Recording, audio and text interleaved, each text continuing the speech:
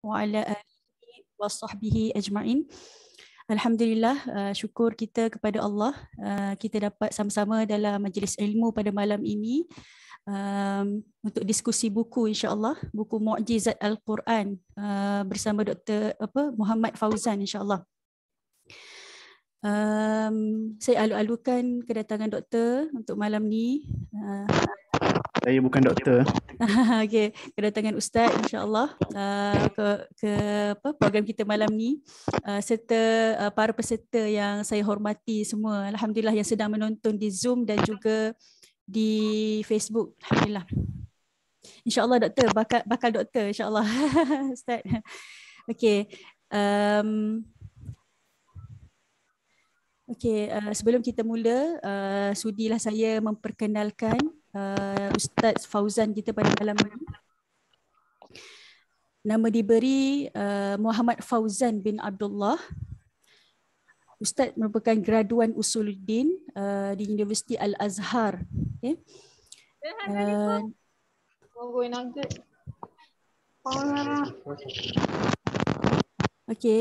Dan pendidikan Ustaz, sekarang Ustaz sedang menyambung pengajian di peringkat sarjana. Jadi calon sarjana syariah Universiti Sultan Zainal Abidin UNIZA, ijazah sarjana muda Usuluddin Universiti Al-Azhar ataupun Qahirah Mesir, dan Ustaz ada diploma, yang ini menarik juga, diploma latihan kefatwaan Darul Ifta Misriyah, masya-Allah. Okay. Jadi pada malam ni insya-Allah Ustaz akan berkongsi dengan kita salah satu penulisan beliau, iaitu terjemahan buku Mu'jizat Al-Quran, huraian dan kupasan terkini oleh Dr. Muhammad Said Ramadan Al-Buti. Dan ada banyak lagi karya-karya lain yang Ustaz tulis, masya-Allah, terjemahan buku, antaranya terjemahan buku Muhammad dalam Al-Quran oleh Dr. Muhammad Said Ramadan Al-Buti juga. Dan juga buku terjemahan Tadabbur Al-Quran. Yang ini menarik, yang menarik juga oleh Dr. Farid Al-Ansari. Jadi Ustaz orang yang paling tepatlah untuk membincangkan buku ni pada malam ni, dan insya-Allah kita akan ada beberapa soalan yang kita utarakan kepada Ustaz, dan di akhir sekali insya-Allah kita akan buka sesi Q&A bersama Ustaz, insya-Allah. Jadi Ustaz yang saya hormati, insya-Allah untuk round pertama ni, insya-Allah Ustaz, mungkin Ustaz boleh kongsikan kepada kami semua pengalaman Ustaz ataupun perjalanan lah sepanjang Ustaz menterjemah buku ini. Dan mungkin Ustaz boleh ceritakan kepada kami kenapa Ustaz memilih buku ni untuk diterjemahkan. Sebab kita tahu bahawa buku Mu'jizat Al-Quran ini adalah hasil daripada rancangan TV. Rancangan TV Al-Jadid fi I'jaz Al-Quran oleh Dr. Muhammad Said Ramadan Al-Buti. Jadi dan Ustaz boleh ceritakan juga teknikal tentang buku ni lah, insya-Allah. Jadi falyatafaddal mashkura.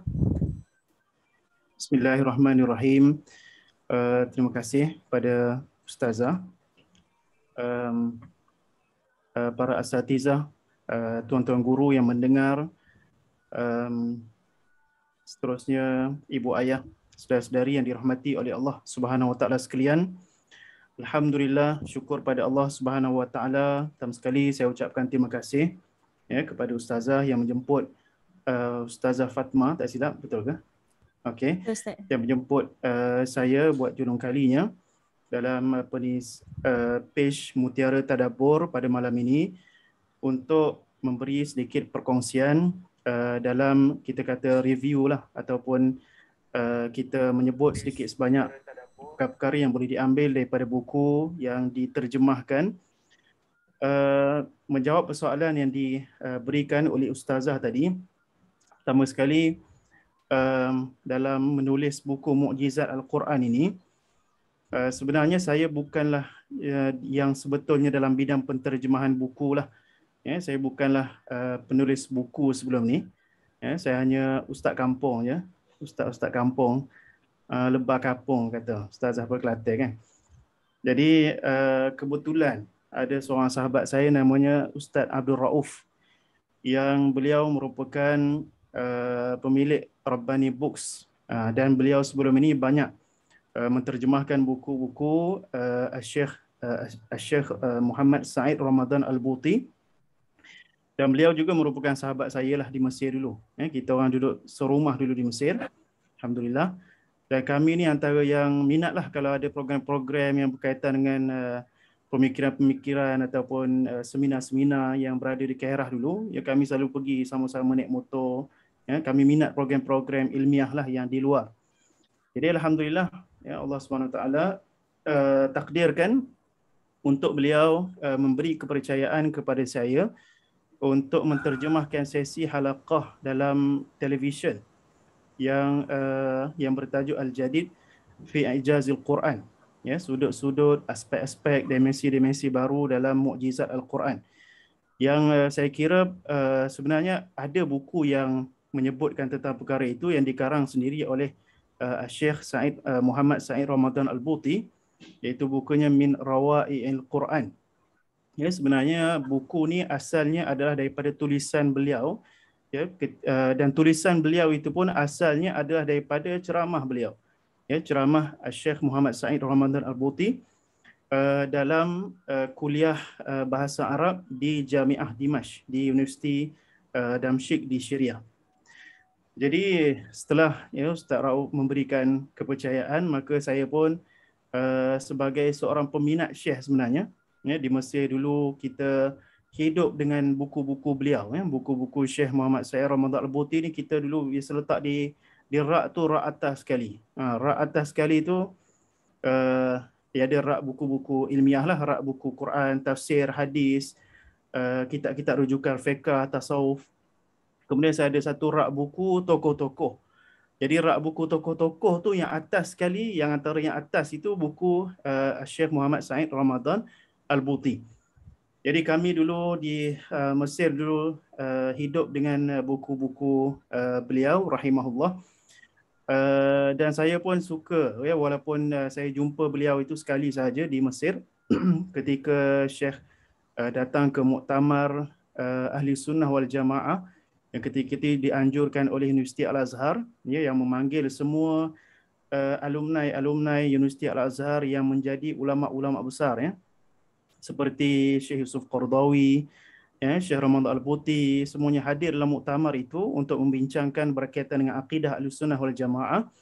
Maka saya bertemu dengan beliau dalam muktamar itu, ya, dan sangat kagum, ya, sangat terasa teruja dengan kehebatan beliau, dengan yalah Syekh ni seorang daripada orang yang Allah Taala kurniakan. Apabila kita melihat kepada dia, maka kita akan teringat, kita akan ingat Allah Subhanahu Wa Taala, ya, seperti mana Nabi SAW sebut dalam hadis. Jadi kita melihat kepada Syekh itu, maka kita melihat beliau adalah orang yang memiliki kehebatan ulama. Ya. Kita tengok dia, kita rasa gerun, ya, kita rasa gerun dengan walaupun Syekh ni kurus je, ya, tapi kita tengok beliau tu kita gerun kerana beliau, ya, Allah Ta'ala pilih untuk membawa risalah, ya, ilmu Islam ini. Baik, jadi itu, ya, sedikit berkaitan pengenalan saya dengan Syekh. Jadi buku-buku beliau itu yang berkaitan dengan mukjizat itu tidak ada, ya, tidak ada. Yang Min Rawai'il Quran itu saya tidak ada buku itu, cuma saya baca PDF-nya. Jadi start daripada itu saya dah berminatlah dengan semua apa sahaja yang ditulis oleh Syekh Muhammad Said Ramadan Al-Buti ni, semuanya saya kira tak pernah ditulis. Itu kehebatan dia. Apa sahaja yang ditulis oleh beliau, sama ada dalam bidang akidah, sama ada dalam bidang usul fiqh, sama ada dalam bidang tasawuf, semuanya seolah-olah, ya, memberi nafas baru dalam ilmu tu. Ya, kata para ulama Ihya Ulumuddin, kitab Ihya Ulumuddin Imam Ghazali itu tak pernah ditulis sebelum tu. Kenapa? Kerana dia walaupun sudah ada kitab fiqh, walaupun sudah ada kitab tasawuf, kerana kitab itu menghidupkan semula ilmu yang dulu ditulis mungkin orang sudah tidak amalkan. Jadi itu yang saya lihat, ya, dalam karakter penulisan Syekh Muhammad Said Ramadan Al-Buti dan juga dalam penyampaian beliau. Dari sudut teknikalnya, maka saya memulakan tugas menulis tu pada bulan November tahun 2000, baru sangatlah. Kemudian selesai lebih kurang awal Ramadan baru-baru ni. lebih kurang bulan 4 atau bulan 5 begitulah. Dan cadangan sebenarnya nak keluarkan pada bulan puasa, ya, tapi tak sempat, ya, jadi kita keluarkan, Ustaz Rauf keluarkan selepas puasa tak silap, masa bulan puasa tu dikeluarkan buku lain, ya, tentang Imam Ghazali. Baik, kemudian buku itu dicetak dan disebarkan, alhamdulillah, ya, semuanya dengan izin Allah, ya, bukan saya yang menulis buku tu, jangan tersilap. Saya hanya menterjemahkan idea-idea besarnya. Saya hanya diamanahkan oleh Ustaz Rauf untuk menuliskan idea-idea besar yang saya kira penulisan tentang mukjizat Quran ni perlu dibanyakkan, ya, perlu dibanyakkan penulisan tentang mukjizat Al-Quran. Kerana kita, ya, di dalam satu di Malaysia ni kita sedang dalam satu gelombang umat Islam di Malaysia ni nak faham Quran, baca, faham, amal Quran. Jadi untuk kita menyahut seruan baca, faham, amal itu, maka penulisan-penulisan terhadap tentang Al-Quran ini perlu diperbanyakkan. InsyaAllah itulah yang saya boleh beri sedikit ulasan mengenai penulisan buku itu secara mukadimah. Jazakallah khairan Ustaz, Masya Allah. Pentingnya kita menulis tu kan Ustaz, apabila ilmu-ilmu ni kita ikat dengan penulisan tu, ia akan kekal lama bersama ummah ni kan, Masya Allah. Jadi satu juhud ataupun satu usaha yang sangat bagus yang diambil oleh Ustaz untuk menulis sisi-sisi yang segar, yang lain daripada yang lain, tentang kupasan mukjizat Al-Quran daripada Syekh Al-Buti, Masya Allah. Jadi mungkin Ustaz boleh kongsikan juga dengan kami sedikit biografi mungkin tentang Syekh Al-Buti. Okay. Dari sudut macam mana kehidupan dia, dari sudut karya-karya dia yang ada dan sebagainya lah. InsyaAllah Ustaz. Baik, terima kasih pada Ustazah. Jadi Syekh Muhammad Said Ramadan Al-Buti ialah satu tokoh yang perlu untuk dipopularkan. Ya, satu tokoh yang perlu untuk kita naikkan di Malaysia ini, kerana bagi saya beliau adalah seorang mujaddid. Ya, mujaddid, kalau kita selalu sebut mujaddid Hasan Al-Banna, ya, mujaddid Syekh Yusuf Al-Qardawi. Jadi kita perlu juga untuk menaikkan Syekh Muhammad Said Ramadan Al-Buti sebagai seorang mujaddid pada zaman kita ini. Ya, walaupun beliau telah wafat, ya, beliau telah ditakdirkan untuk mati syahid. Ya, tapi fikiran-fikiran beliau itu, penulisan beliau itu masih segar, masih sesuai untuk diaplikasikan dalam pelbagai bidang. Ya. Jadi Syekh Muhammad Said Ramadan Al-Buti lahir pada tahun 1929, ya, di sempadan Turki. Dan pada zaman itu seperti yang mana kita maklum, di Turki masih lagi dipimpin kerajaan Turki atau Republik Turki itu oleh Mustafa Kemal Atatürk maksudnya bapa Turki, tapi sebenarnya bukan bapa, ya, pemusnah Turki. Jadi oleh kerana sistem, ya, sekular yang dibawa oleh Mustafa Kemal, ya, menyebabkan walaupun Syekh Ramadan Al-Buti itu lahir di Turki dan ayahnya Mula Ramadan tinggal dan menetap di Turki sebagai satu suku Kurdistan, satu suku Kurdi yang tinggal di Turki. Di Turki itu ada satu puak Kurdi yang tinggal di situ. Oleh kerana tidak tahan dengan tentangan-tentangan untuk mengamalkan ajaran Islam, maka Syekh Mula Ramadan mengambil keputusan untuk berhijrah. Dan hijrah itu adalah hijrah yang menjadi mungkin satu kewajipan untuk melaksanakan ajaran-ajaran Islam. Maka mereka berhijrah, ya, ke Dimashq, ya, ke Syria. Ya, maka Syekh Muhammad Said Ramadan Al-Buti pun tinggallah di Syria dan menuntut ilmu di Syria daripada kecil lagi. Ya, dan disebutkan yang mengajar beliau dalam ilmu-ilmu agama ini di peringkat permulaan adalah bapanya sendiri. Jadi bapa Syekh Muhammad Said Ramadan Al-Buti, iaitu Mula Ramadan. Ramadan tu nama ayah dia. Ya, nama dia Muhammad Said. Muhammad Said. Jadi namanya Mula. Mula tu kalau bahasa Turkinya Syekh lah. Mula tu bahasa Turkinya Syekh. Orang panggil Mula Ramadan. Ya, kerana dia orang datang daripada Turki. Ya, kalau di Syria orang tak panggil Mula. Di Syria orang panggil Syekh. Jadi ayah dia ajarkan daripada kecil lagi semua jenis ilmu. Ya, ilmu fiqh, ilmu nahu, ilmu balaghah. Ya, dan disebutkan beliau telah menghafal Alfiyah. Ibnu Malik itu sebelum akil baligh. Ya, sebelum akil baligh, masuk mungkin umur 12-13 tahun tu, ya, Syekh Muhammad Sa'id Ramadan Al-Buti ni sudah menghafal Alfiyah. Dan ayahnya ajarkan satu persatu sampai dia hafal. Ya, bayangkan ya, kita 13 tahun, ya, belum hafal juzuk amma lagi kadang-kadang. Ya. Juzuk amma belum hafal. Ya, tapi beliau telah hafal Alfiyah dan beberapa matan-matan dalam ilmu agama. Maksudnya hafal kitab-kitab. Ya. Dan ayah beliau yang satu perkara yang saya rasa perlu kongsikan, ayah Syekh Ramadan ini, Syekh Muhammad Sa'id ni, iaitu Mula Ramadan, dia asalnya membiarkan anaknya mengikut sistem hafazan Al-Quran, iaitu Syekh Muhammad Sa'id mengikut sistem hafazan Al-Quran. Ya, tapi satu ketika ayahnya tak bagi diteruskan. Ya, tak bagi diteruskan menghafal Al-Quran.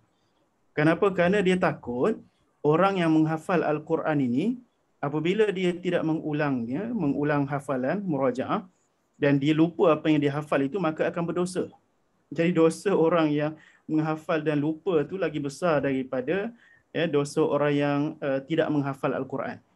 Jadi apa yang diamalkan dalam keluarga, keluarga ulama ni, dia kata kita khatam Quran 3 kali sehari. 3 hari sekali. Dia khatam Quran 3 hari sekali walaupun kita tak hafal.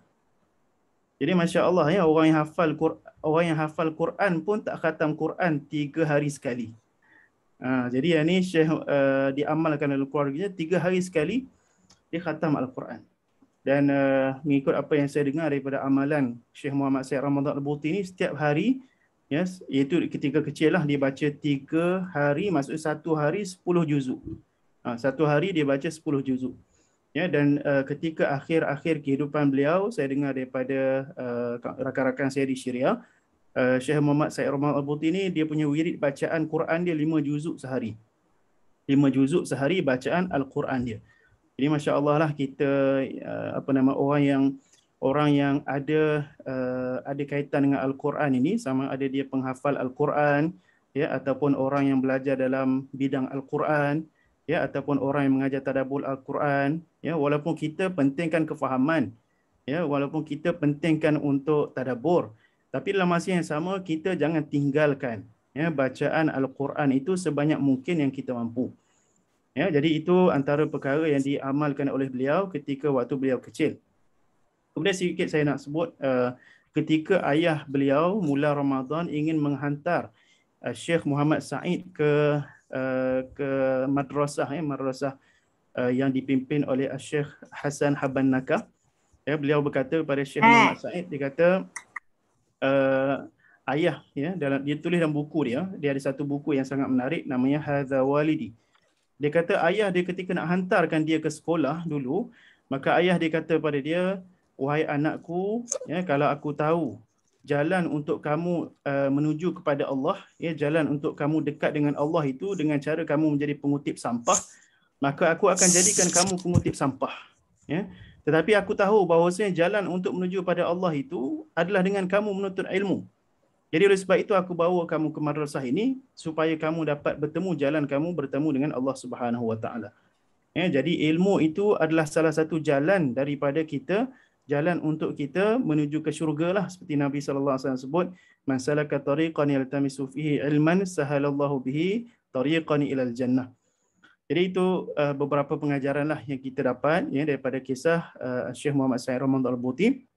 Dan tulisan-tulisan beliau sangat masyhur, ya, sangat makruf, ya, dalam ilmu akidah, ya, kitab yang menjadi kitab utama dia adalah Al-Kubra Al-Yaqiniyat, ya, kitabnya yang dalam bidang tasawuf ialah Syarah Al-Hikam Al-Ata'iyah, dan beliau mengarang kitab dalam tafsir maudhu'i seperti seperti kitab Allahumma salli ala sayyidina Muhammad Al-Mar'atu fil Quran, ya, dan juga kitab Manhaj Al-Hadarah Al-Islamiyah fil Quran, ya, dan juga kitab-kitabnya berkaitan dengan ulum Quran yang ditulis dalam kitab Min Rawa'i'il Quran. Jadi itu adalah beberapa sumbangan Syekh Muhammad Sa'id Ramadan Al-Buti dalam bidang Al-Quran. Ya, walaupun saya pernah dulu nak buat satu masa saya nak buat tesis dulu, saya hajat nak buat dalam bidang Quran, ya. Kemudian saya sebutkan kepada pensyarah ketika itu, doktor siapa saya lupa. Saya kata nak tulis tentang Syekh Muhammad Ramadan Al-Buti tentang sumbangan di dalam Al-Quran. Ya, kemudian pensyarah, saya tak ingat Dr. Fauzi ke tak silap di Uniza, dia kata Syekh Said Ramadan Al-Buti ni bukan bidang kepakaran, bidang utama dia bukan bidang Al-Quran.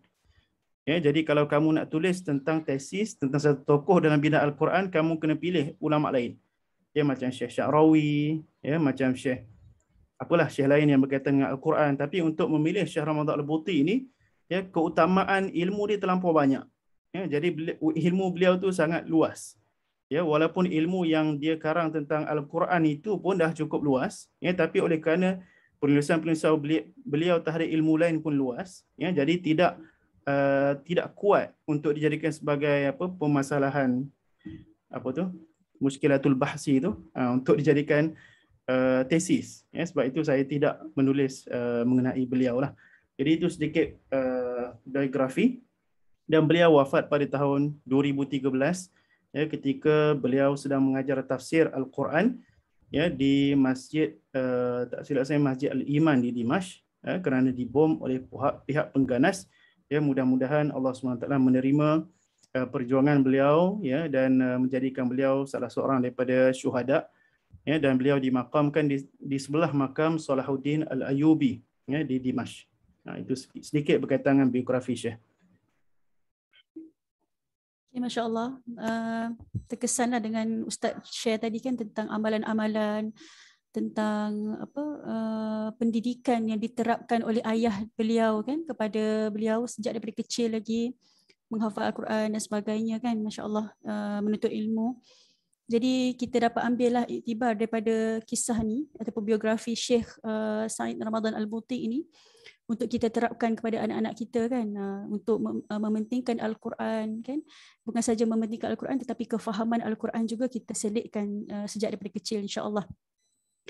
Jadi insya-Allah kita punya perbincangan ni makin menarik, insya-Allah.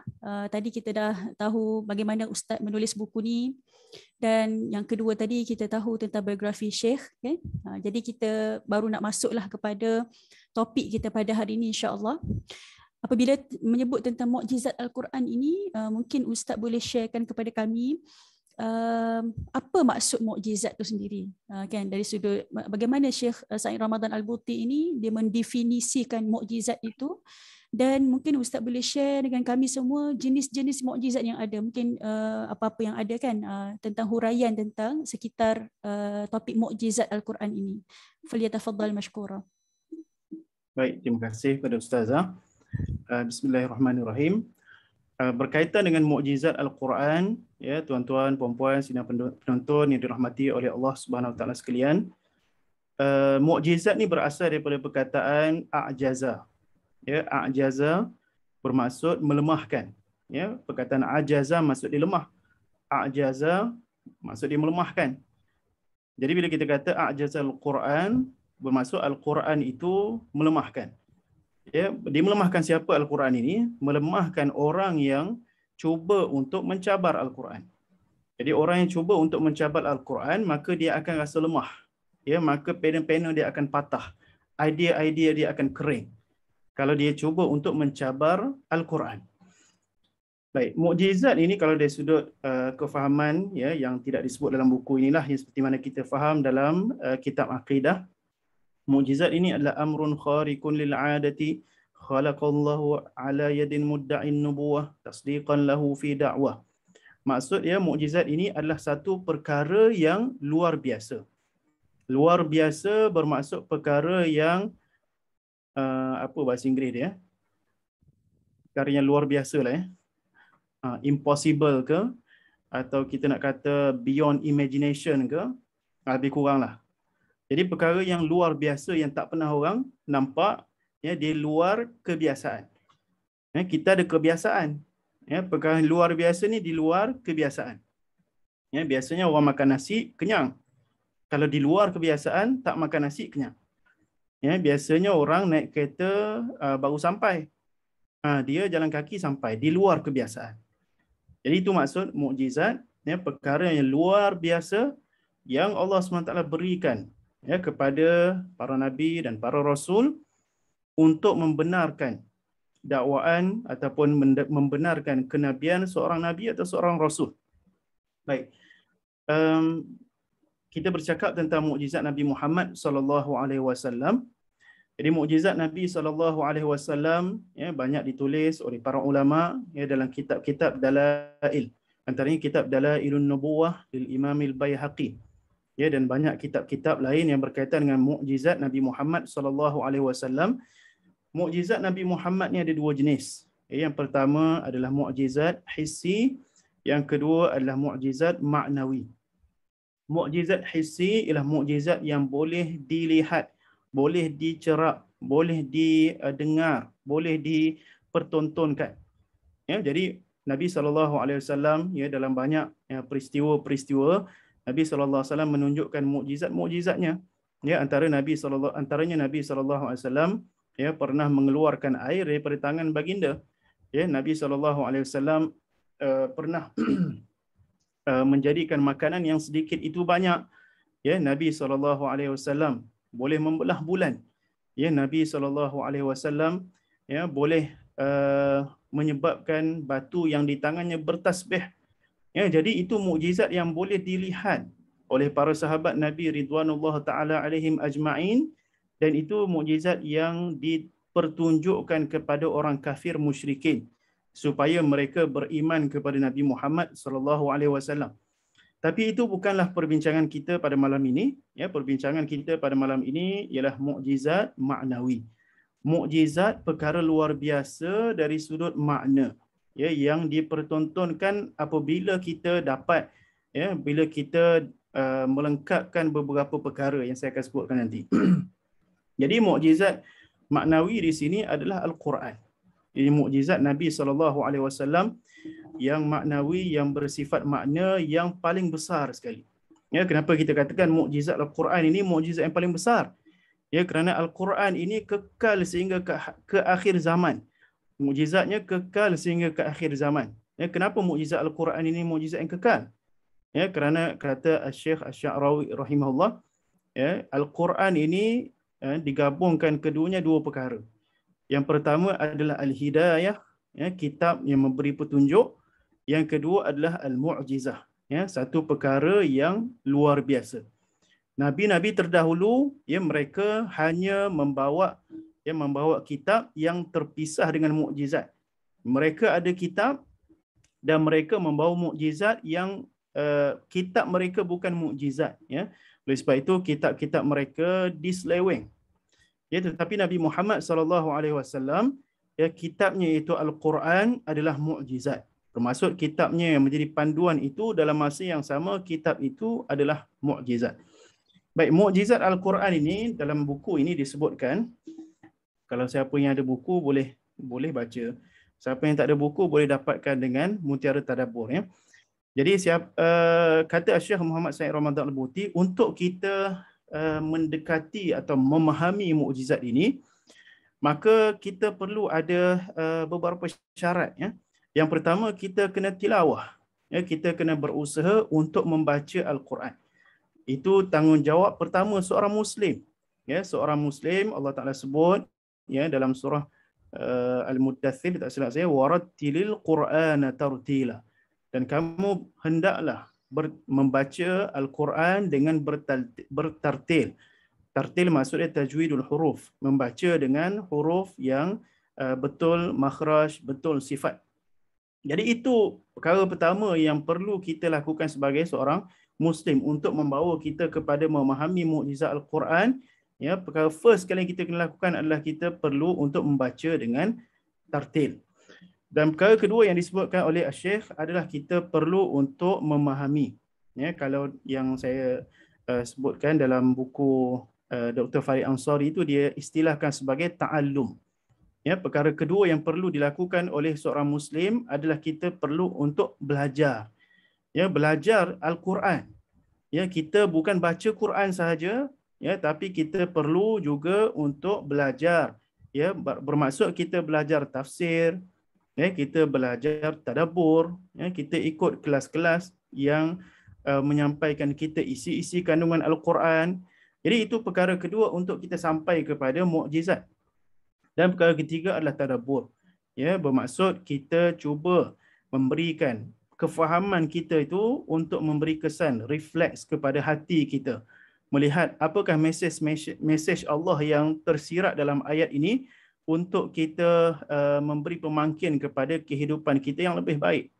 Jadi itu perkara yang ketiga disebutkan oleh Syekh Ramadan Al-Buti. Kemudian yang menariknya buku ni disebutkan dalam muka surat 11. Dia kata mukjizat ini ialah perkara yang luar biasa. Dan cara Syekh Ramadan Al-Buti menulis, dia banyak menggunakan analogi. Dia kata mukjizat ini kalau kita nak faham, ya, dia perkara luar biasa. Ya, contohnya ada satu kereta yang luar biasa. Bermaksud tak ada orang yang boleh buat kereta macam itu. Ya, contohnya kereta terbang. Contoh ini contoh saya lah. Dia kata kereta je, saya tambah kereta terbang. Jadi ada ke orang yang boleh buat kereta terbang? Boleh jadi tak ada. Itulah mukjizat. Bermaksud perkara yang luar biasa yang orang tak dapat untuk reka cipta seperti itu. Ya, dan diberi contoh juga iaitu Taj Mahal. Binaan Taj Mahal itu dengan kreativiti, dengan seninya, tidak ada orang yang boleh membuat seumpama itu. Ya, jadi itu adalah perkara yang dinamakan sebagai mukjizat. Ya, kemudian mukjizat ini perlu untuk kita fahami, mukjizat adalah perkara yang Nabi SAW dalam Al-Quran membawa dalam Al-Quran cabaran Allah Subhanahu Wa Taala kepada orang musyrikin untuk membawa satu ayat atau satu kitab atau beberapa surah yang sama seperti Al-Quran. Ya, seperti mana dalam surah Al-Baqarah, wa in kuntum fi raibin mimma nazzalna ala abdina fa'tu bi suratin min mithli. Jadi Allah Subhanahu Wa Taala mencabar orang-orang musyrikin. Jika kamu wa in kuntum fi raibin, jika kamu berada dalam keadaan ragu-ragu terhadap apa yang kami turunkan kepada Rasul kami, maka datangkan yang surah yang seumpama dengan itu, kitab yang seumpama dengan itu.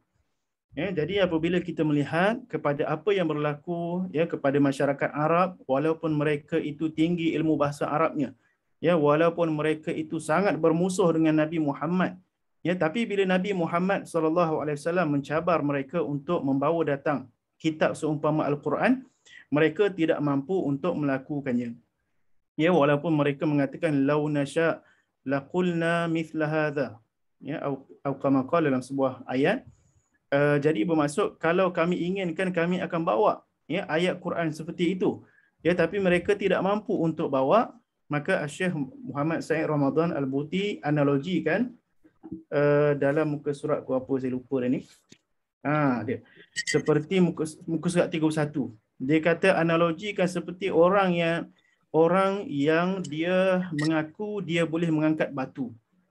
Jadi buku ni sebenarnya kalau saya buat gambar-gambar ni lagi cantik.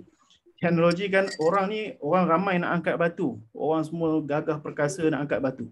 Dia kata saya boleh angkat batu ni, saya boleh angkat batu ni. Jadi itu seperti orang musyrikin yang kata kami boleh cabar Al-Quran, kami boleh cabar Al-Quran. Tapi apa yang berlaku? Orang yang gagah perkasa tu dia kata dia boleh angkat batu, tapi bukti dia tak boleh angkat batu ialah batu tu dia tidak boleh angkat. Batu itu tidak terangkat. Jadi itulah bukti bahawasanya mereka tidak mampu untuk mencabar Al-Quran, kerana sehingga ke hari ini tidak ada yang mampu untuk menulis seumpama Al-Quran. Samalah seperti batu yang tidak boleh diangkat oleh mana-mana orang gagah perkasa walaupun mereka mengaku mereka boleh mengangkat batu itu. Jadi itu sedikit penjelasan berkaitan dengan mukjizat. Kemudian tentang jenis-jenis mukjizat, banyak jenis mukjizat Al-Quran yang mungkin saya boleh bahagikan secara ringkasnya kepada dua. Mukjizat Al-Quran yang pertama ialah tentang bahasa, kesusastraan, ilmu lughah, ilmu nahwu, ilmu balaghah, ilmu saraf, semua perkara yang berkaitan dengan bahasa. Itu apabila kita lihat dalam Al-Quran, tidak ada manusia yang boleh membawa seperti bahasa Al-Quran. Itu yang pertama. Jadi mukjizat Al-Quran ialah mukjizat yang dari sudut bahasa yang hanya boleh difahami oleh orang yang memahami bahasa Arab. Tetapi orang yang tidak memahami bahasa Arab atau tidak mempelajari, tidak ada asas, tidak ada kefahaman tentang bahasa Arab, aspek mukjizat yang pertama ini dia tidak dapat, dia tidak nampak, kerana dia tidak ada ilmu bahasa Arab. Ya, samalah kita kata, oh, apa ni, Shakespeare punya syair tu sangat hebat. Kita pun tak tahu, saya pun tak tahu kerana saya punya ilmu bahasa Inggeris tu tahap sekolah menengah je. Jadi begitulah. Jadi kita tak akan dapat merasai kehebatan sesuatu bahasa itu kalau kita tidak mempelajarinya. Ya, jadi orang yang belajar bahasa Arab sangat beruntung. Ya, dan orang yang belajar bahasa Arab lah yang sepatutnya mengeluarkan kehebatan-kehebatan mukjizat Al-Quran dari sudut bahasa. Kemudian yang kedua, mukjizat Al-Quran ini dapat dilihat dari sudut ilmu yang terdapat dalam Al-Quran. Dan ilmu yang terdapat dalam Al-Quran ni sangat banyak dan boleh dipecahkan kepada banyak pecahan. Ya, antaranya ilmu tentang syariat, ya, antaranya ilmu tentang akidah, ya, antaranya ilmu tentang sunnatullah, ya, sunnatullah bukan syariatullah. Ya, sunnatullah bermaksud peraturan-peraturan Allah pada alam ini. Ya, sama ada peraturan itu ya pada sudut hukum fizik, hukum biologi, psikologi, semualah yang kita belajar ilmu kemanusiaan atau ilmu alam ini semuanya ada dalam Al-Quran. Jadi dari sudut ilmu dalam Al-Quran itu terlalu banyak ya untuk kita spesifikasikan sebagai salah satu daripada aspek mukjizat Al-Quran yang boleh kita pecahkan satu persatu seperti mana yang kita akan sebutkan nanti kalau diizinkan masa yang disebut oleh Al-Syekh dalam kitabnya. Jadi itu sedikit berkaitan dengan soalan tadi. Wallahualam. Masya-Allah, jazakallah khairan Ustaz untuk penjelasan tadi. Dan saya pun ada buku ni Ustaz bersama saya ni, buku ni. Okay. Alhamdulillah. Dan sempatlah juga membaca beberapa bab kan daripada buku ni, memang sangat menarik. Dan betul Ustaz kata kalau tadi Ustaz katakan kalau ada gambar-gambar rajah grafik tu memang lagi menarik lah. Macam tadi Ustaz sebut tentang tentang batu tadi kan, perumpamaan orang yang angkat batu tu kan, dia tak boleh nak angkat pun kan, walaupun gagah perkasa dan sebagainya. Dan dalam buku ni kalau kita tengok bab tu ada 30 bab kan Ustaz, 30 bab. Dan di awal-awal tu ada diceritakan tentang mukjizat nombor kan, mukjizat nombor, I'jaz Adadi. Yang ni pun saya rasa menarik lah, topik yang menarik. Mungkin Ustaz boleh share dengan kami tentang mukjizat nombor dalam Al-Quran ni. Okay. I'jaz Al-Adadi. Baik, dalam buku tu disebutkan tentang I'jaz Adadi itu bukan untuk menunjukkan aspek mukjizat nombor. Okay. Tapi dalam buku tu disebutkan tentang I'jaz Adadi itu adalah untuk mengatakan itu bukanlah perkara mukjizat.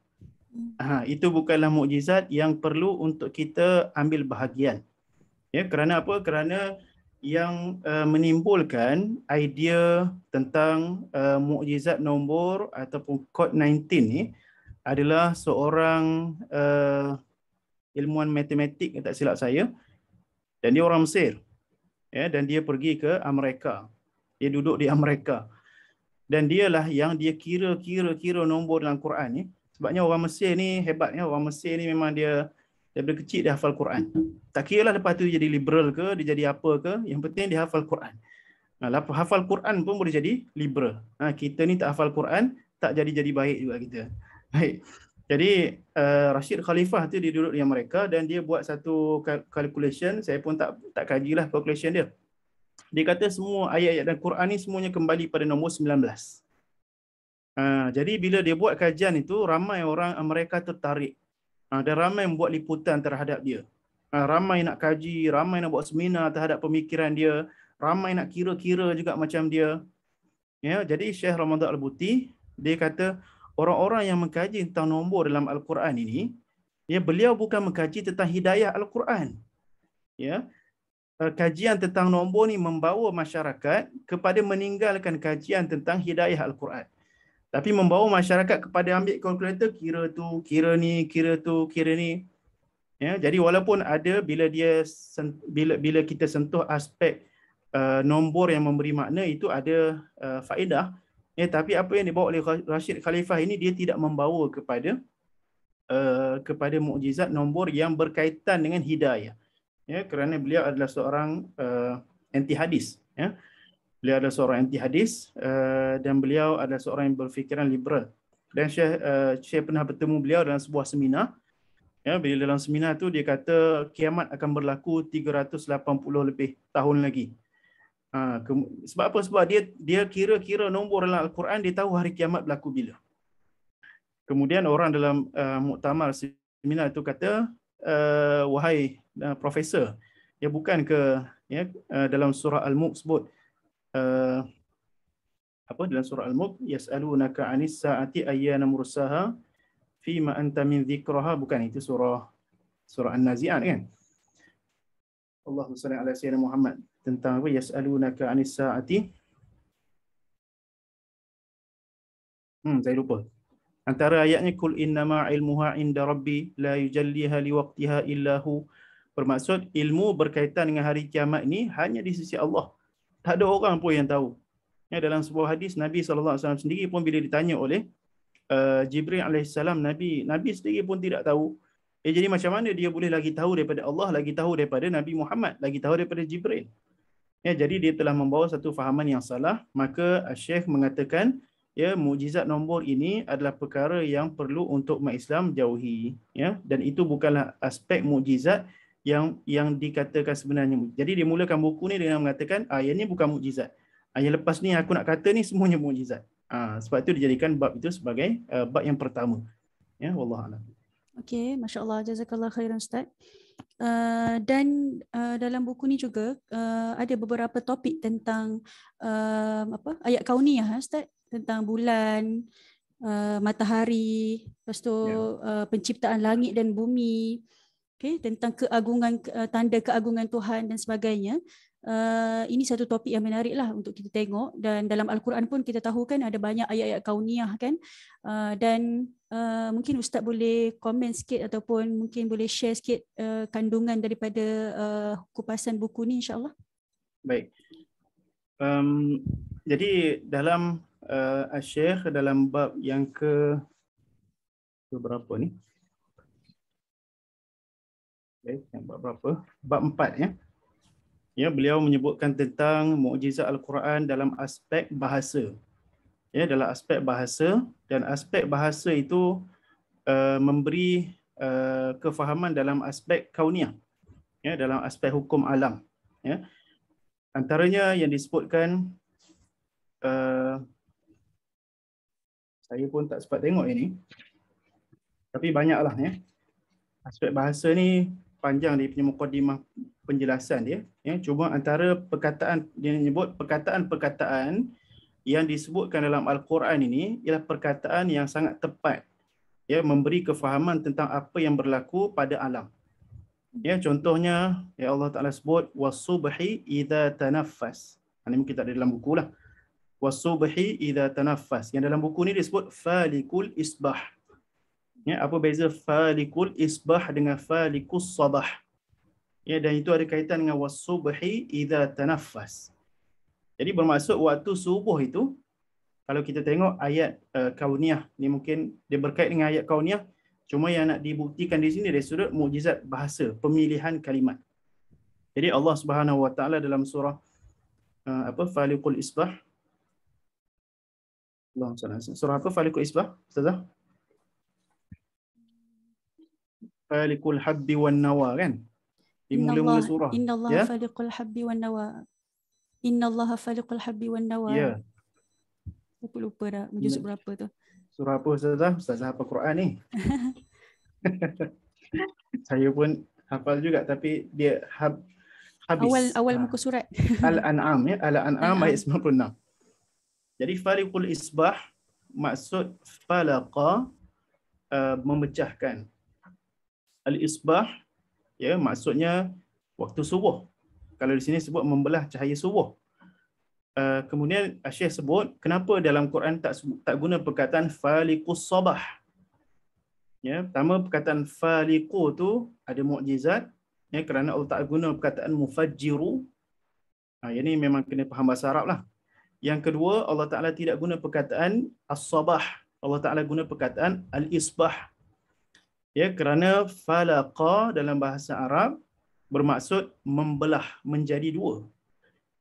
Dan kita tengok apabila keluarnya fajar subuh, seolah-olah fajar subuh tu dibelah daripada kegelapan malam. Jadi aspek bahasa mukjizat Al-Quran ini memberi kefahaman kepada aspek hukum alam yang kita lihat dengan mata kita dan digambarkan dengan bahasa yang sangat tepat. Ya. Kemudian kenapa tidak digunakan as-sabah sebagai isim? Ya, dan digunakan dengan isbah sebagai isim masdar. Kerana sabah tu maksud dia pagi. Tapi kalau isbah diambil daripada perkataan asbaha. Ya, bila asbaha dia ada maksud perkara itu berlaku ya secara sikit demi sedikit. Dan itu juga disebutkan dalam surah yang lain, was-subhi idza tanaffas. Waktu subuh, ketika subuh itu bernafas. Kenapa Allah Ta'ala guna perkataan subuh itu ketika subuh itu bernafas? Jadi pemilihan kalimat Al-Quran yang sangat tepat itu memberi faham kita kepada apa yang berlaku ketika waktu subuh. Ya, waktu subuh ni kalau tuan-tuan ya, kalau kita tengok sunrise kan, kalau duduk di tepi pantai, waktu subuh ni tidak berlaku tiba-tiba. Ya, maksudnya waktu siang hari ini tak berlaku daripada malam terus siang. Tapi dia berlaku sedikit demi sedikit demi sedikit. Kalau kita pejam mata 5 minit, ya boleh jadi cerah dah. Ya, contoh kita sembahyang subuh pula akhir waktu, ya. Waktu kita tengok luar, gelap lagi. Ya, tiba-tiba lepas habis sembahyang subuh, kita baca pula surah panjang, tengok-tengok dah cerah, dah habis waktu subuh. Itu maksud wasubhi iza tanafas atau faliqul isbah. Bermaksud kalimah Quran itu dipilih perkataan yang paling tepat untuk menggambarkan kejadian yang berlaku pada alam. Ya. Itu salah satu yang disebut dan banyak lagi lah. Ya. Yang disebutkan berkaitan dengan pemilihan. Ya, kata Syekh dalam bab keempat ini tentang mukjizat bahasa Al-Quran dari sudut penggunaan kalimah. Penggunaan kalimah dalam Al-Quran itu ialah kalimah yang paling tepat. Bila dia buka kamus bahasa Arab, ya, tentang satu makna itu ada beratus perkataan yang boleh digunakan. Tapi Al-Quran memilih perkataan yang paling tepat yang tidak ada mana-mana pakar bahasa Arab yang mengatakan boleh diganti dengan perkataan lain. Jadi itu berkaitan dengan mukjizat bahasa yang berkaitan dengan mukjizat ya kauniyah yang disebutkan dalam buku ni, dan banyak lagi lah contoh-contoh yang disebutkan oleh Syekh. Ustaz, kalau macam masa ditulis bab ke-27 tu, bab 27 dalam buku ini, Muka surat berapa Ustazah? Muka surat 355. 300. Setiap kali kita ada keluarnya penemuan sains kan. Jadi kita akan kata ni ada dalam Al-Quran, ni ada dalam Al-Quran kan. So ada kritikan yang diberikan kan dalam buku ni, dan jawapan daripada Syekh sendiri.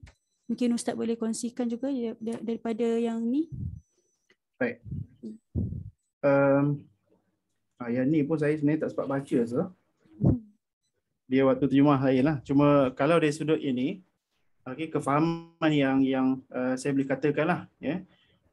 Al-Quran tidak mengikut teori sains, ya, kerana teori sains atau penemuan sains atau fakta sains adalah perkara yang baru dijumpai, perkara yang ditemui.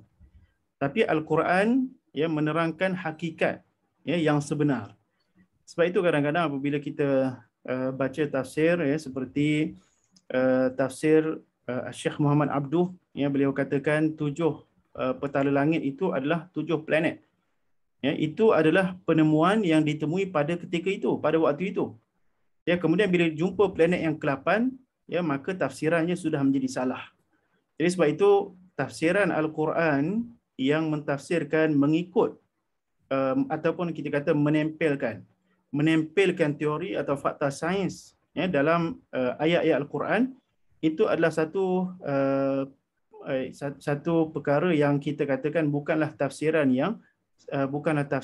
yang tepat ya terhadap satu ayat dalam Al-Quran. Jadi fakta sains yang kena ikut Al-Quran, bukan Al-Quran yang kena ikut fakta sains ya. Cuma apa yang disebut oleh Syekh Rahmat Al-Buti ni mungkin saya akan maklumkan ya setelah saya baca nantilah. Bukan saya tak baca, saya dah baca ni lama dah ya. Cuma yang hujung-hujung ni saya tak baca tadi. Wallahu a'lam. Okey, jazakallah khairan Ustaz.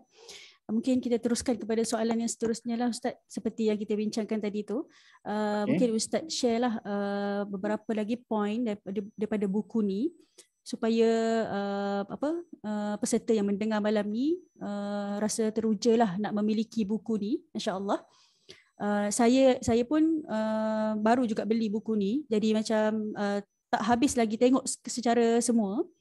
Tetapi memang sangat menarik, dan hari tu pun Ustaz Abdullah Bukhari kan, dia ada share dalam kat status dia, dia baca bab-bab awal tu pun dah datang dah wow dalam kepala dia kan, tentang apa yang dikupas oleh Syekh ni, masya-Allah. Dan ada ni kita punya komen ni, dah ada 2 buah dah buku, masya-Allah kan. Okay. So jadi kepada semua yang belum memiliki lagi buku ni, boleh memiliki malam ni, insya-Allah. Dan sekejap lagi Ustaz akan share lah, insya-Allah. Mungkin boleh Ustaz share dengan kami beberapa lagi poin sebelum kita pergi ke sesi Q&A, insya-Allah. Terpulang kepada Ustaz untuk Ustaz share poin-poin yang menarik daripada buku ni, ataupun tentang sekitar tajuk mukjizat itulah, insya-Allah. Falyatafaddal mashkura. Baik, terima kasih Ustazah. Antara perkara yang banyak disebutkan dalam beberapa bab dalam buku ini adalah berkaitan dengan yang disebut oleh Syekh sebagai mazhar jalali rububiyah. Mazhar jalali rububiyah yang disebutkan dalam buku ini sebagai tanda-tanda keagungan Tuhan. Dalam bab ke-13, bab ke-12, 13, 14 dan 15. Dan tanda-tanda keagungan Tuhan ini, ataupun saya sebenarnya terjemahkan dengan manifestasi keagungan Tuhan. Dan mungkin tidak dipersetujui oleh Ustaz Rauf. Ustaz Rauf tukar tanda-tanda keagungan Tuhan. Bermaksud kalau kita baca Quran ni, kita akan rasa Quran ni adalah kalam Allah. Dan perasaan yang kita rasa Quran itu adalah kalam Allah, itu tak dapat diungkapkan mungkin dengan tulisan. Kita tak dapat nak ungkapkan perasaan kita yang kita perasan Al-Quran ini adalah kalam Allah. Okey, dalam buku ini dituliskan muqaddimahnya, Syekh sebut ucapan seseorang adalah cerminan kepada peribadi seseorang. Secara ilmu psikologi yang mengatakan ucapan seseorang adalah cerminan daripada peribadi seseorang. Apabila yang bercakap itu adalah manusia, jadi apa sahaja yang diucapkan oleh beliau, maka orang akan perasan itu adalah ucapan manusia. Walaupun dia mengaku Tuhan. Jadi Syekh sebenarnya nak mengatakan kepada orang yang mengatakan, Quran ni sebenarnya Nabi Muhammad yang karang. Jadi Syekh kata, Quran ini bila kita baca dengan benar-benar insaf, kita baca dengan benar-benar adil, maka kita akan mendapati Al-Quran ini tidak ada sebarang rasa atau kita tak dapat mencium apa-apa sahaja tulisan ataupun ucapan daripada manusia. Kemudian dibawa satu contoh daripada surah Al-Qasas ayat 38 tentang kalau ada orang yang nak mengaku Tuhan, yang nak mengatakan apa yang dibawa itu adalah kalam Tuhan, yang sebenarnya dia adalah makhluk yang dia cuba untuk melakonkan sebagai Tuhan, maka Fir'aun adalah orang yang selayaknya untuk berlakon untuk mengatakan dirinya Tuhan.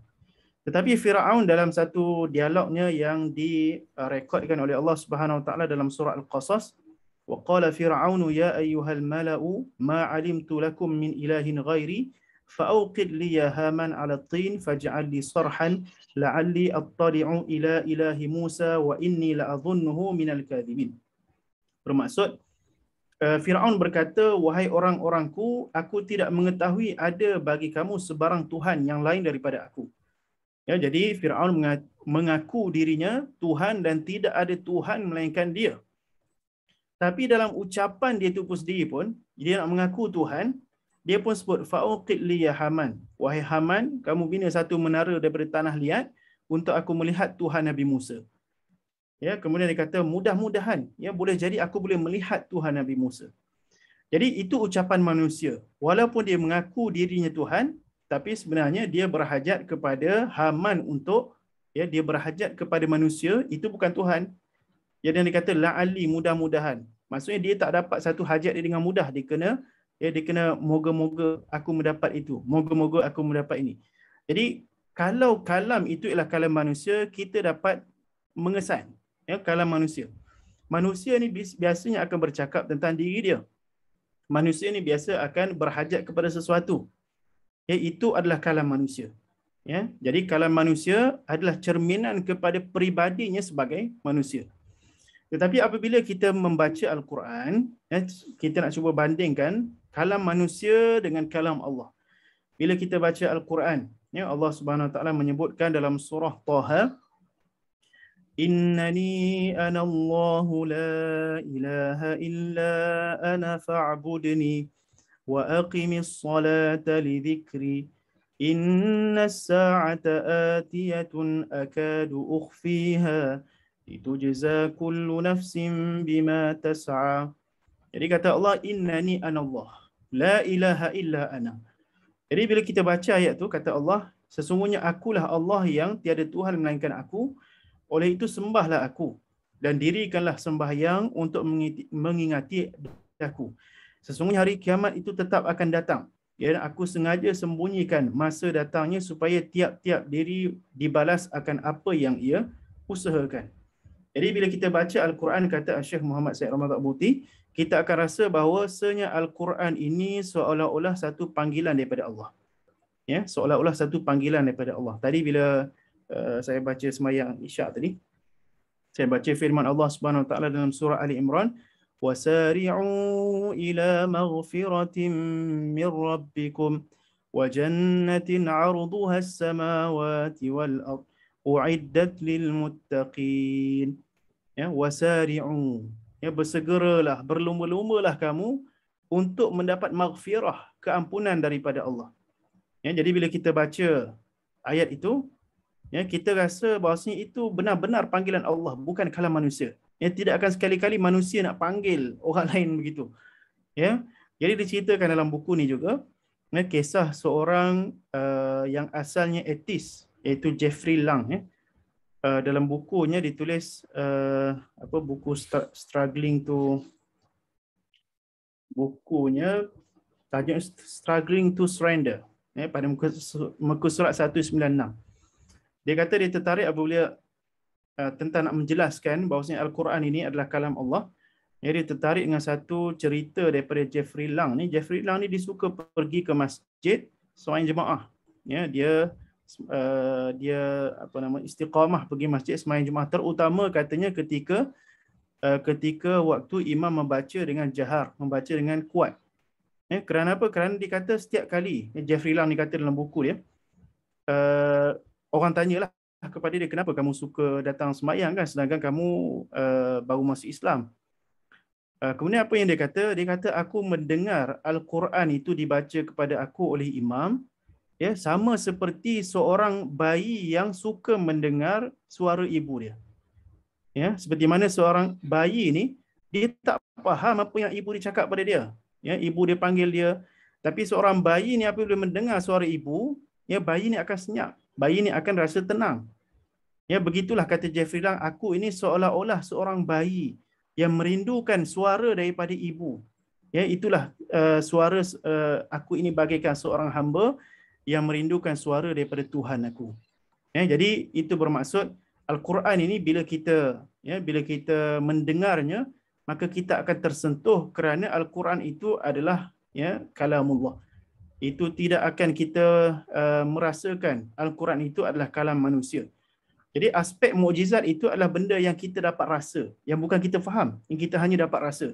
Ya, walaupun orang bukan Islam, dia akan dapat rasa bila mendengar Al-Quran, maka akan menitiskan air mata. Jadi itu perkara yang saya rasa menarik, ya, untuk disebutkan dan banyak, ya, ayat Al-Quran yang diberi contoh kepada kita dalam buku ini, dan dia kata, ya, kata Syekh, saya rasa tidak ada orang yang menulis tentang ini sebelum ini. Ya, tidak ada orang yang menulis tentang aspek tanda-tanda keagungan Tuhan dalam ayat ini. Ya, bermaksud bila kita dengar Al-Quran ni, kita tak rasa itu kalam manusia, tapi itu kalam Allah. Bila kita rasa itu kalam Allah, maka itulah yang menyebabkan hati kita tersentuh dengan sifat, ya, kehambaan kita. Ya, dan sebab itu tak ada orang yang berani untuk mengatakan diri di Tuhan, ya, kerana lidah-lidah semua kelu.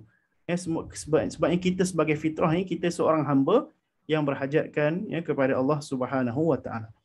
Itu satu aspek. Ya, itu satu bab. Cuma dah 10 suku ni.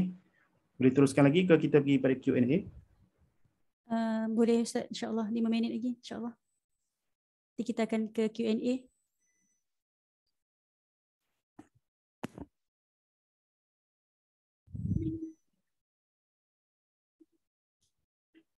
Boleh Ustaz kongsikan lagi insyaAllah kalau ada lagi, insyaAllah. Ada lagi, okey. Baik, antara lagi yang disebutkan dalam buku ni beberapa bab, okey, yang berkaitan dengan sunnatullah qad tahaqqaqat, ya. Berkaitan dengan sunnatullah yang telah benar-benar terjadi. Ya, disebutkan dalam bab 18, 19, 20, 21, 22. Ya, beberapa bab, ya. Jadi dalam bab sunnatullah qad tahaqqaqat ini bermaksud peraturan alam yang benar-benar terjadi. Dan ini pun saya kira satu bab yang sangat menarik, ya, dan yang aspek sains pun, ya, kalau kita biasanya, kalau saya dulu baca buku berkaitan dengan Al-Quran, mukjizat Al-Quran ini, ya, aspek sunnatullah ni saya akan faham itu adalah mukjizat sains. Dulu saya faham begitu. Tapi bila saya baca buku ni, oh rupanya sunnatullah ini bukan pada hukum alam dalam erti kata penemuan sains. Ya, itu yang kita faham biasanya. Tapi penemuan Allah, hukum Allah atau peraturan Allah yang disebutkan dalam Al-Quran, ya, yang benar-benar berlaku pada alam ini, ia lebih luas daripada pengertian hukum dari sudut hukum sains. Contohnya, disebutkan ayat Al-Quran, وَمَنْ نُعَمِّرْهُ نُنَكِّسْهُ فِي الْخَلْقِ afala yaqilun, ya, dalam surah Yasin. Bermaksud sesiapa sahaja yang kami panjangkan umurnya, maka kami akan putarkan atau kami akan undurkan kejadian. Bermaksud, ya, apabila dia semakin berumur, dia akan semakin menjadi seperti kanak-kanak ataupun semakin menjadi seperti bayi. Jadi itu adalah satu kanak-kanak seperti bayi. Jadi mungkin perkara itu kita faham sebagai satu maksud apabila orang tu tua, maka dia akan jadi lemah, ya, dia akan ada penyakit, dia akan jadi nyanyuk dan sebagainya. Tapi apa yang disebut oleh Syekh, ya, dia kata kita ni pada zaman era kecanggihan teknologi, ya, kecanggihan ilmu perubatan, ya. Dan apabila, ya, dunia tamadun barat, ya, sudah mencipta pelbagai jenis ubat, tetapi tidak ada langsung ubat yang boleh menjadi anti penuaan. Ya, tidak ada langsung ubat yang boleh menjadi anti sakit. Ya, dan dalam masa yang sama juga disebutkan satu ayat Al-Quran, ya, tentang kullu nafsin dha'iqatul maut. Ya, setiap jiwa itu pasti akan merasa kematian. Ya, kemudian Syekh sebut, ya, walaupun era perubatan, ya, barat, perubatan moden ini sudah banyak berkembang maju dengan penciptaan ubat-ubatan, vaksin dan sebagainya, tapi tidak ada ubat yang boleh jadi anti kematian yang menyebabkan manusia itu boleh hidup lama. Itu bukti bahawasanya ayat Al-Quran itu benar. Ya, kerana tidak ada sebarang kemajuan teknologi, sains, perubatan yang dapat untuk, ya, membawa satu ubat, ya, untuk membuktikan Al-Quran itu salah. Ya, jadi itu bukan penemuan sains. Itu adalah hukum alam yang membuktikan, ya, penemuan manusia dalam bidang perubatan ini tidak akan menemukan ubat, ya, untuk menghalang penuaan dan menghalang kematian. Satu perkara yang disebutkan tentang hukum alam. Perkara kedua yang saya kira menarik juga, okey, ialah berkaitan, dia banyak sebenarnya perkara yang saya tak jangka lah bila kita baca buku ni. Kita akan jumpa perkara, sebab itulah Dr. Abdullah Bukhari kata wow tu kan. Sebab kita anggap benda tu asalnya kefahaman kita lain. Bila kita baca buku ni, kita akan kata wow lah, maknanya kita akan jumpa benda yang lain. Ya, yang mungkin manusia tak pernah sebut, mungkin tak ada ulama pernah sebut. Ya, antaranya disebutkan mengapakah umat Islam sekarang mundur. Ya, itu banyak soalan yang pernah ditanya. Kenapa umat Islam ni tidak, ya, hebat seperti zaman kegemilangan Islam dulu? Okey, itu pun adalah hukum alam yang disebutkan dalam ayat-ayat Al-Quran. Yang tu saya rasa tak perlulah nak panjangkan lagi. Cukup dulu sekadar tu rasanya. Kerana penjelasan dia dalam beberapa bab dalam buku ini, insya-Allah. Okey, jazakallah khairan Ustaz. Masya-Allah. Sangat menarik. Dan ada banyak lagi topik-topik yang ada dalam buku ni.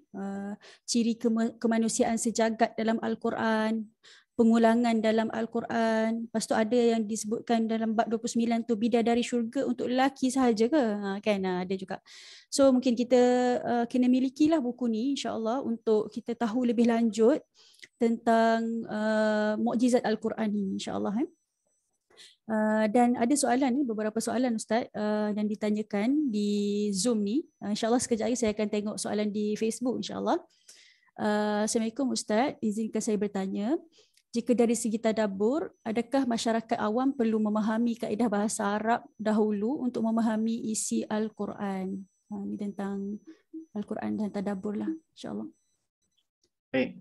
Jadi adakah soalannya adakah menjadi satu syarat untuk seseorang bertadabbur dia kena belajar bahasa Arab? Jadi jawapannya tidak menjadi syarat jika dia nak tadabbur Al-Quran menerusi terjemahan. Jadi kalau dia baca terjemahan dia boleh tadabbur dah, tak ada masalah. Cuma kalau nak mendalami tu bukan maksudnya kita dalam sangat. Dia tohor-tohor aje. Kalau nak dalam sikit lagi. Maka fahamlah bahasa Al-Quran.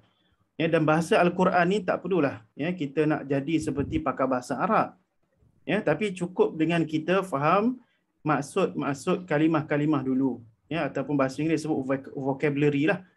Kita perlu berusaha untuk cuba belajar bahasa Arab. Antara perjuangan saya lah. Perjuangan saya adalah semua orang Islam sepatutnya kena belajar bahasa Arab. Dan itu yang dibawa oleh kementerian sekarang. Kementerian Pendidikan, semua budak-budak sekolah rendah pun dah belajar bahasa Arab yang kadang-kadang lebih tinggi levelnya daripada sekolah menengah dulu. Jadi semua orang Islam sepatutnya belajar bahasa Arab. Dulu bahasa Melayu kita banyak diambil daripada bahasa Arab. Tetapi sekarang bahasa Melayu kita banyak diambil dari bahasa Inggeris. Sedangkan kalau yang disebut dalam buku ni, kalau kita nak berjaya, kita kena kembali pada Islam. Kalau kita nak kita membina tamadun, kita menjadi umat yang menjadi ikutan kepada umat-umat yang lain, kita kena kembali pada Islam. Dan bahasa Islam itu yang dalam Al-Quran, dalam hadis, bahasa Nabi kita adalah bahasa Arab. Jadi kita perlu untuk meningkat setapak lah, atau melakukan satu anjakan paradigma keikutlah untuk belajar bahasa Arab sedikit demi sedikit. Bukanlah nak suruh kita jadi ustaz-ustazah.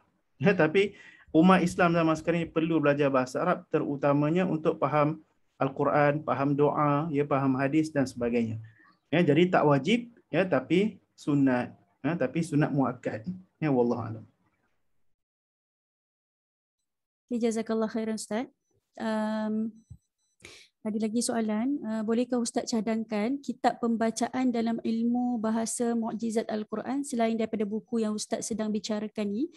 Sebab saya baru berjinak-jinak dalam memahami Al-Quran. Mungkin Ustaz ada cadangan buku-buku ataupun kitab? Okey. Buku dalam nak memahami mukjizat bahasa Al-Quran ni banyaklah. Banyak buku-buku dalam nak memahami mukjizat bahasa Al-Quran. Buku yang paling sesuai sekali untuk semua orang baca adalah buku tafsir. Tafsir Al-Quran. Kerana dalam tafsir Al-Quran tu sudah ada mukjizat bahasa Al-Quran. Cuma tinggal lagi kita yang bertanya ni, bolehkah dia membaca buku tafsir bahasa Arab? Kerana untuk memahami mukjizat bahasa Al-Quran, perlu untuk dia sendiri dulu ada asas bahasa Arab. Kalau dah ada asas bahasa Arab, alhamdulillah, bacalah tafsir-tafsir seperti tafsir At-Tahrir wa Tanwir karangan Al-Imam At-Tahir Ibn Ashur. Bacalah kalau boleh lagi kitab tafsir Az-Zamakhsyari yang situ menjelaskan banyak berkaitan dengan ilmu balaghah. Tafsir Abu Sa'ud juga itu adalah ringkasan kepada tafsir Zamakhsyari dan ada lagi penambahan. Jadi buku-buku yang moden pun ada. ya, buku-buku yang moden yang menjelaskan tentang mukjizat bahasa Al-Quran. Antaranya dikarang oleh seorang doktor, doktor di Al-Azhar, saya lupa namanya. Ya, banyak buku-buku yang ditulis tentang mukjizat bahasa Al-Quran dari sudut balaghah. Ya, nanti kalau saya sempat saya bagi tahu apa nama doktor tu. Banyak buku-buku dia yang menerangkan tentang semua aspek balaghah dalam Al-Quran. Ya, cuma itulah aspek bahasa Arab dalam Al-Quran ni luas. Ya, dia ada peringkat awam dan ada peringkat sarjana lah, peringkat orang yang menuntut ilmu agama. Ya, jadi tengoklah kita di peringkat yang mana. Wallahu a'lam. Okey, jazakallah khairan Ustaz. Saya tengah cari soalan-soalan yang ada ni sebab tadi mereka tanya awal, jadi soalan tu dah ternaik ke atas.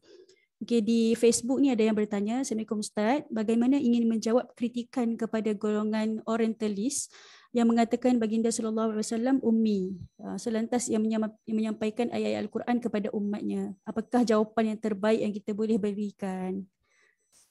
Maksudnya apa kritik orientalis tu? Orientalis kata Nabi tu ummi. Ummi. Okey, jadi apa dakwaan dia?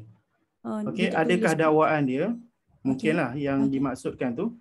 Dakwaan dia adalah Nabi SAW ini mencipta Al-Quran ataupun menulis sendiri Al-Quran. Okey. Kemudian jawapan dia ialah Nabi SAW tu ummi. Ummi macam mana nak menulis sendiri Al-Quran? Ya, kalau jawapan yang lagi banyak ada dalam buku Syekh Muhammad Abdul Darras, buku dia An-Naba'ul Azim. Buku tu telah diterjemahkan oleh Ustaz Marwan Bukhari. Tajuk buku tu Perkhabaran Agung. Ya, ada buku dalam tu menjawab bahasa Melayu kan Ustaz? Dia bahasa Melayu. Jadi buku tu menjawab semua soalan-soalan yang mengatakan buku Al-Quran ini ada ditulis oleh Nabi Muhammad. Ada banyak jawapan-jawapan dia dalam tu. Kena carilah buku tu. Okay, Masya Allah. Jazakallah khairan Ustaz. Ana pun tengah tengok-tengok lagi ya, jika ada soalan daripada peserta. Jika ada soalan yang saya terlepas pandang tu, mungkin boleh paste mula insya-Allah di ruangan komen. Insya-Allah saya akan bacakan nanti jika ada. Saya ni penterjemah je ya, bukan saya yang mengarang buku ni. Masya Allah. Ustaz, apa nak tanya, dari sudut rancangan TV waktu ni, rancangan TV tersebut berapa jam Ustaz semua tu? Maksudnya masa Ustaz nak terjemah tu, Ustaz dengar dia punya video dan Ustaz ambil gist dia ke macam mana? Rancangan TV tu rakaman lah. Rakaman tu ada dalam Facebook, ada dalam YouTube.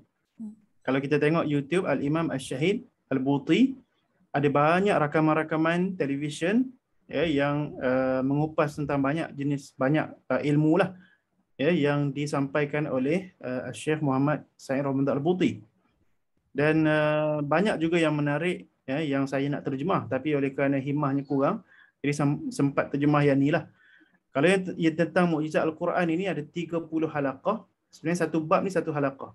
Ya, dia ada 30 bab dalam buku ni, bermaksud ada 30 episod, 30 siri tentang mukjizat Al-Quran itu.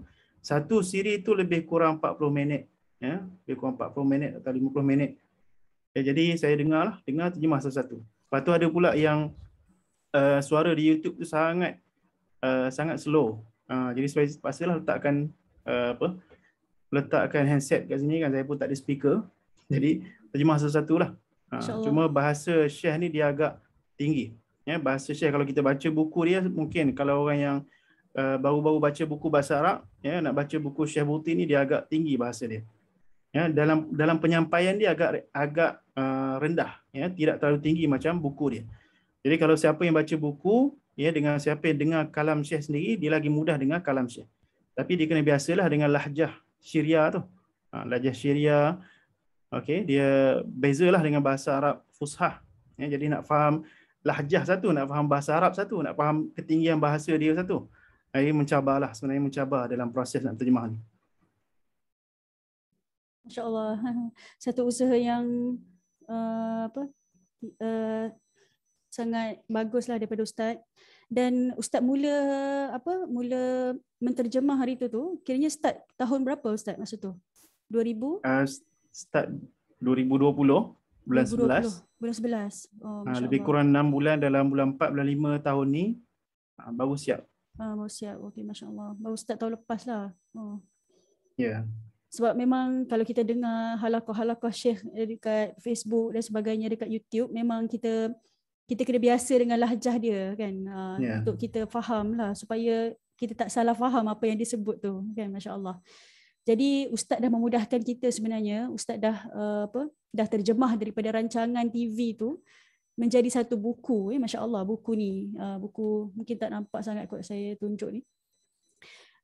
Dan buku ni halaman dia ada 400 lebih halaman. Okay?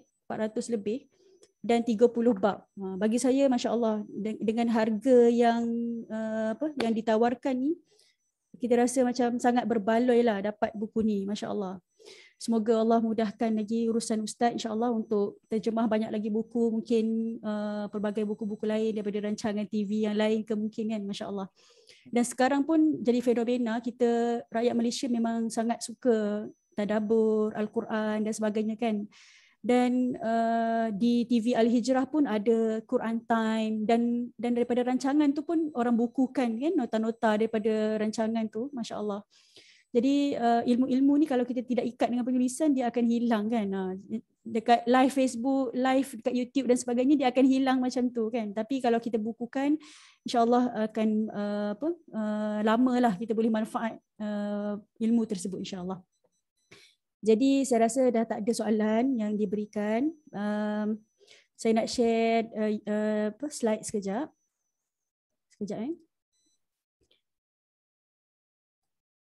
Okay. Bagi yang belum tengok muka buku ni,